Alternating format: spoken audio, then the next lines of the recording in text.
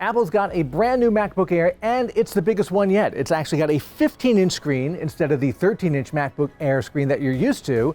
This is a new product, new version, just introduced very recently at Apple's WWDC conference.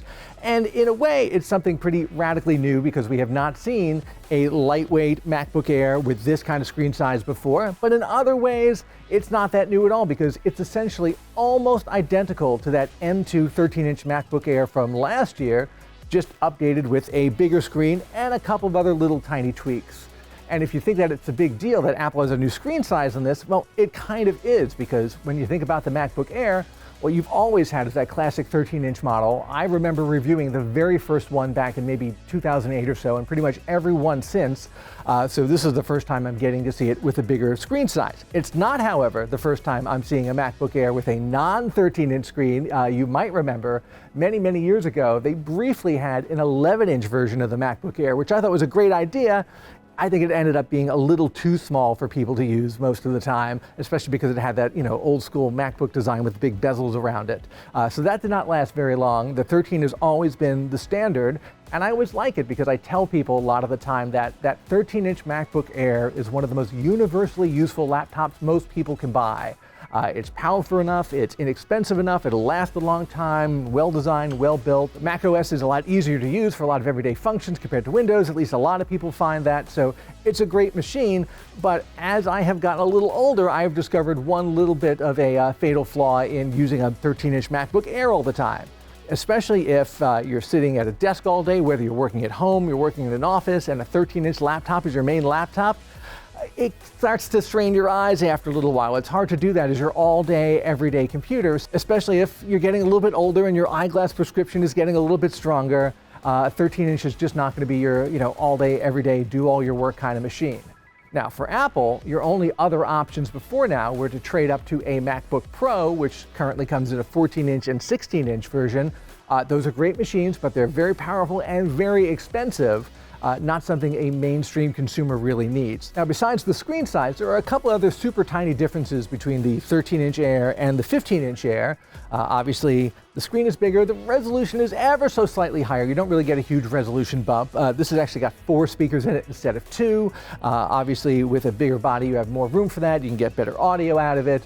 Apple promises battery life of up to 18 hours. And I know in my testing, unlike a lot of other computer makers, Apple's battery estimates are often pretty close to the mark. And if you think about it, a MacBook is basically, if you open one up, you're going to find it's basically just a giant battery inside with a little bit of computer wrapped around it. So a bigger body lets you have a bigger battery. So I would definitely expect very good battery life from this. But in these things are exactly the same category, even though this is a bigger, more desktop-friendly machine, it's still only got the 2 USB-C ports and the MagSafe and the audio jack on the other side. No extra ports, no HDMI, not even a USB-C on the other side, so you could plug it in from either end. You're always plugging it in from this side. Bringing out a new MacBook Air in this 15-inch size, I think is really interesting because Apple is finally back in the 15-inch laptop game. And you think of 15-inch laptops as being a very common size. Apple has not had one in a couple of years. The MacBook Pro used to be 15 inches. They got rid of that. They went to 14 and 16 instead. So now with this model, Apple has a 13-inch, it has a 14-inch, it has a 15-inch, and it has a 16-inch. And obviously the 13 and 15 are the less expensive Air, and the 14 and 16 are the more expensive Pro. So when I first started thinking about the 15-inch MacBook Air, the rumors that it was about to be announced, I said to myself, how much would this cost? It's basically the same as a 13-inch, hypothetically. You got a bigger screen, so I feel like you can't charge too much more for that. So the 13-inch M2 Air was, right before this was announced, $1199. I said for something like this, maybe $1299, maybe $1399. That would really be pushing it. The 15-inch Air starts at $1299, which I think is a pretty fair upgrade price for getting a bigger screen and a bigger body and more battery life.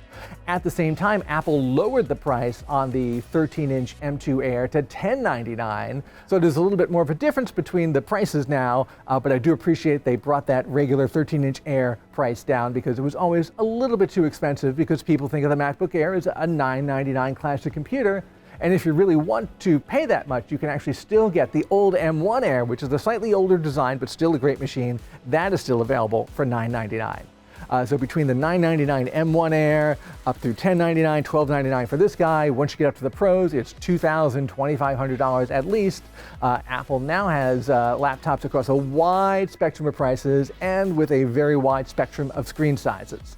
So in my hands-on time using this new 15-inch MacBook Air, it behaved pretty much as I expected. Performance was almost identical to last year's 13-inch M2 MacBook Air, but I set this up on my desk at work and I was very comfortable using it all day as my main screen, so I appreciate the fact that I get the convenience and design features and macOS features that I like from the old MacBook Air, but I get it in a bigger screen size that I feel more comfortable using.